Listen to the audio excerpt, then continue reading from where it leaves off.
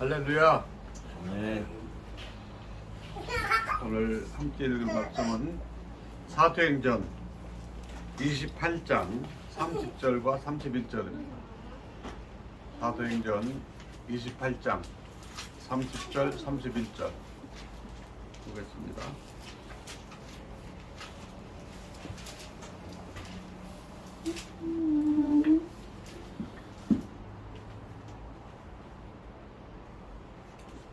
다 찾으셨으면 제가 읽어 올리겠습니다.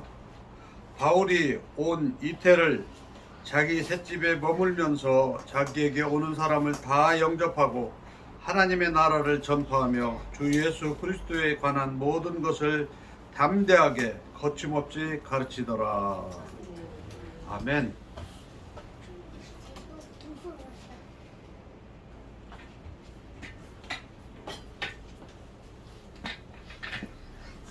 담대한 사역자라는 제목으로 오늘 말씀을 전하자고 하겠습니다. 담대한 사역자. 오늘 6월 30일이죠.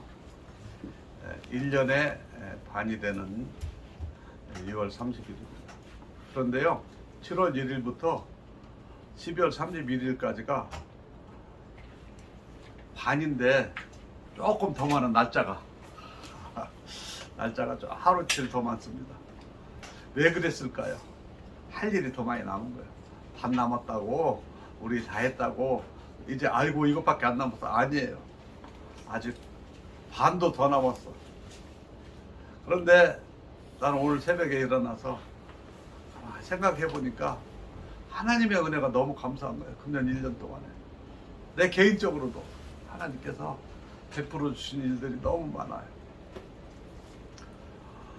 우리 하나님께서 우리에게 변함없이 은혜를 베풀어 주셨는데 우리 스스로가 깨닫지 못하고 사는 사람들이 참 많은 것 같아서 안타깝습니다.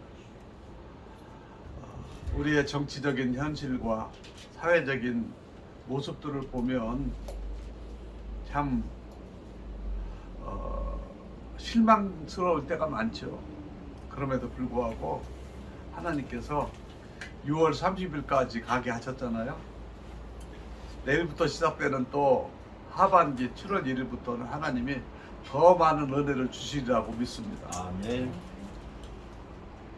오늘 사도행전 28장 사도행전을 끝마치는 이 말씀을 통해서 저는 참 이 짧은 구절이지만 우리에게 많은 것을 시사한다고 생각합니다. 여러분, 지금 이 바울이 로마에 와 있잖아요. 로마에 어떤 신분으로 와 있습니까? 죄인. 죄인의 신분입니다. 신분. 그러니까 아직 피고인의 입장이에요. 죄인이에요. 그래서 내가 지금 내가 죄가 없다고 하는 것을 황제에게, 로마 시민권자이기 때문에 황제에게 상소를 해가지고 지금 죄인의 신분으로 지금 아직 죄가 벗어진 건 아니에요. 그런데 이분이 로마에서 이제 감옥에 들어간 건 아니고 로마 시민권자니까 이제 아마 집을 세를 얻어서 있었던 것 같아요. 온 이태 동안, 그래 2년 동안을 풀타임으로, 그러니까 24개월 이상을 자기 셋집에 있으면서 자기에 오는 사람들을 다 영접했다. 죄인이니까 영접하는 게 아니라 근데 사람들한테 위로를 받아야 될 거 아니에요. 그런데 사람들을 다 영접. 아마 자기 사비, 자기의 돈, 있는 돈 다 하고 또 아마 바울이 복음을 전했을 때에 세워졌던 교회들이 바울에게 선교비를 보내주고 후원비를 보내줬던 이 돈을 다 썼던 것 같아요. 뭐 하려고? 복음을 전하죠. 이 말씀이 참 중요한 거예요. 바울은 자기의 신분과 처지, 그러니까 상황에 굴복하지 않고 자기가 누구인가, 자기가 왜 로마에 왔는가,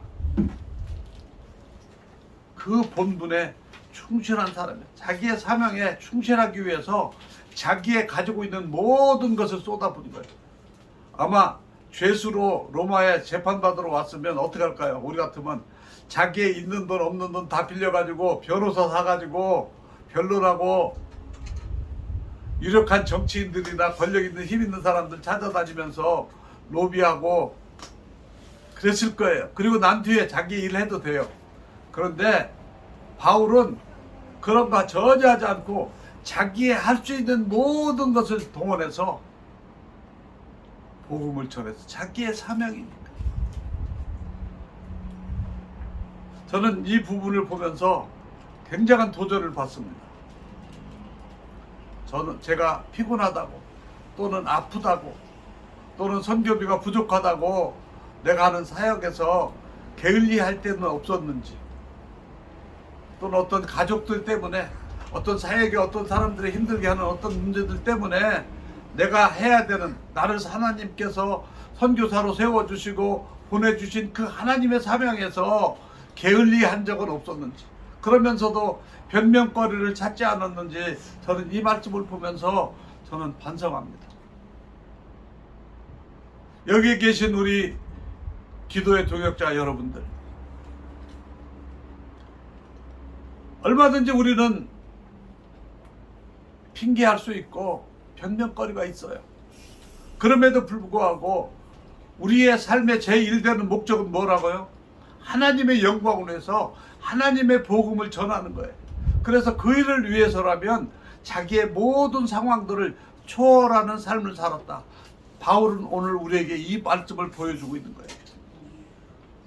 저는 이 말씀을 보면서, 짧은 이 구절을 내용을 보면서 정말 참 도전받고, 우리가 앞으로 얼마나 남은 시간이 남았는지 알 수는 없지만 이동안 정말 우리가 전심을 다해서 하나님의 복음을 전해야 된다.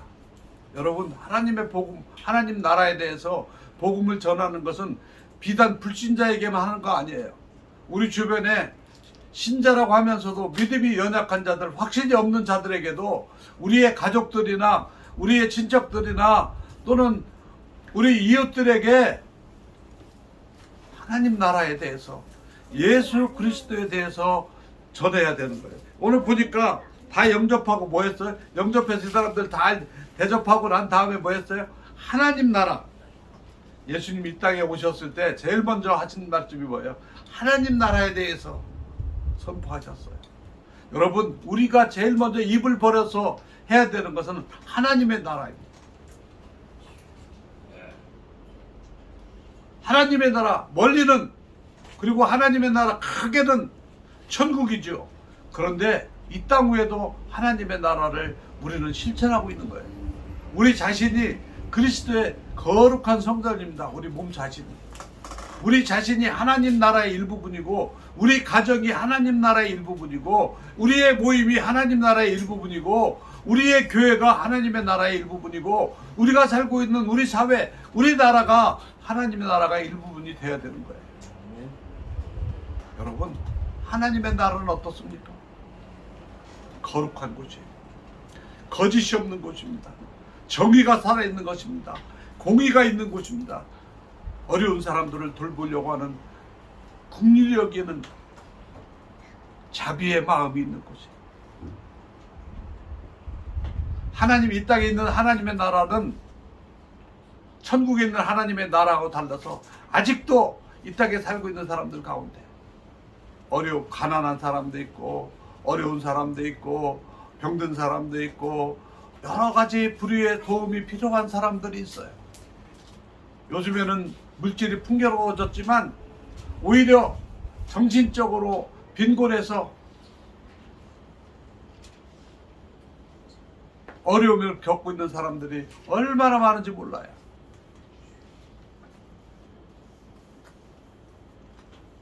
지하철 타면, 저는 지하철을 자주 타는데, 지하철을 타면 지하철이 조용해. 왜 그런가 봤더니 사람들이 전부 다 핸드폰 보고 있더라고.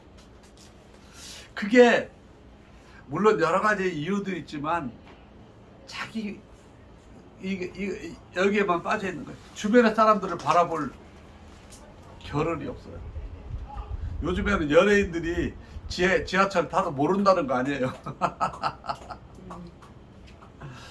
야, 좋은 현상이기도 하지만 나쁜 현상일 수도 있어요.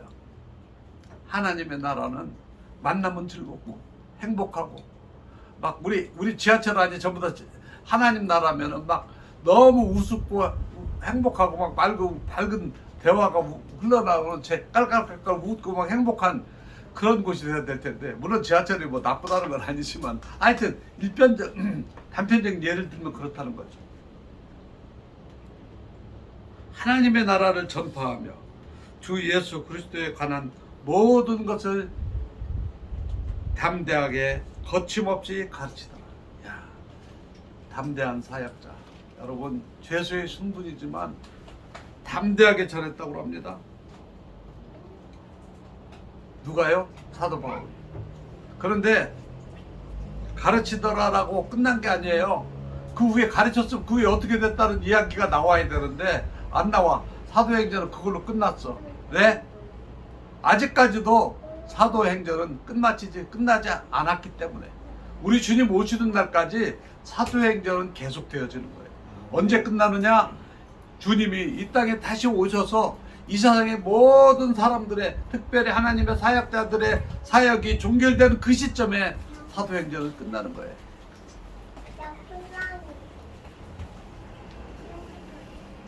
여러분, 교회 여러분은 우리 한 사람 한 사람들이 사도행전을 기록하는 사람일 뿐만 아니라 사도행전에 기록되어 있는 주인공들이에요. 사도행전 28장의 내용을 보면 복음을 위해서 열심히 일한, 그리고 성령에 의해서 일한 사람들의 기록이 사도행전인데요. 그래서 성령행전이라고도 하는데, 이 기록 가운데 보면은 복음을 방해한 사람들도 있고 돕는 사람들도 있고 나가서 전한 사람들도 있습니다. 여러분, 우리는 사도행전이 앞으로 계속 이어지고 우리가 지금 계속 이어지고 있는데 우리에 관한 기록은 어떨까요? 복음을 전한 사람입니까? 복음을 방해한 사람입니까? 복음 전하는 사람을 돕는 자입니까? 이것은 우리가 취해야 되는 태도라고 생각합니다. 여러분, 사도 바울은 담대히 복음을 거침없이 가르쳤어요. 담대하게 전하고 거침없이 가르쳤어요. 왜? 자기의 사명이니까. 그래서 이 복음을 전한다고 해서 목숨을 끊어진다 할지라도, 순교를 당한다 할지라도 사도 바울은 주저하지 않았어요. 오늘날 이러한 사람들이 필요한 때입니다. 종교의 자유는 있다고 하지만 너무 어려운 시대에, 영적으로 칠흑같이 어두운 시대, 세상이 되었습니다. 그런데 감사한 것은 그래도 이 복음을 붙잡고 몸부림치는 사람들이 있다는 사실, 저와 여러분들이 이 일을 위해서 기도하는 사람들이고 또 이 복음을 위해서, 정의를 위해서, 하나님의 진리의 말씀을 위해서 자신에게 당하는 어떠한 불이익도 감수하면서 몸부림치면서 살고 있는 사람들이 있다는 사실에 우리는 위로를 받습니다. 여러분, 이러한 사람들이 저와 여러분들 뿐만이 아니라 한국 교회의 성도들이 다 일어나고 열방에 나가 있는 우리 선교사들이 다 일어나서 선교지가 일어날 때에 하나님의 나라가 이 땅에 임할 뿐만 아니라 하나님의 나라를 회방하려고 하는 어둠의 나라들이 다 물러가리라고 믿습니다. 아멘. 저는 오늘 이 말씀을 보면서 계속 우리가 해야 되는 우리의 사명이 무엇일까? 오늘 사도 바울처럼 하나님 나라를 위해서, 그리고 예수님에 관한, 예수 그리스도에 관한 모든 것, 예수 그리스도라는 말 자체가 예수님은 구세주라는 뜻 아닙니까? 예수님에 대한 모든 것을 가르쳐서 그들로 하여금 성령의 사람이 돼서 많은 사람들을 옳은 대로 돌아오게 할 수 있는 이 마지막 때에 지혜로운 자가 돼서 영적으로 캄캄한 세상에 빛을 영원토록 비추는 저와 여러분 되기를 주의 이름으로 축원합니다. 아멘. 기도하겠습니다. 하나님 아버지, 오늘도 사랑하는 우리 기도 동역자들 함께 모여 기도하게 하시니 감사합니다. 사도행전의 마지막 부분에 사도 바울이 자기의 맡은 바 사명을 죄수의 순분이었지만 자기 집에 오는 사람들에게 영접하면서 하나님 나라와 예수 그리스도에 관한 모든 것을 담대하게 거침없이 가르쳤던 모습을 보면서 우리도 이 시대에 하나님의 사람으로서 담대하게 복음을 증거할 수 있는 사명자 되게 하여 주옵소서. 우리가 필요한 지혜도 주시고 입술의 권세도 주시고 건강도 주시고 돕는 자들도 세워주시고 함께 일할 수 있는 동역자들도 보내주시옵소서.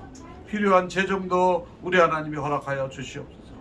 그리하여서 하나님의 나라가 거침없이 확장되는 역사가 일어나게 하여 주시옵소서. 예수님의 이름으로 기도드리옵나이다. 아멘.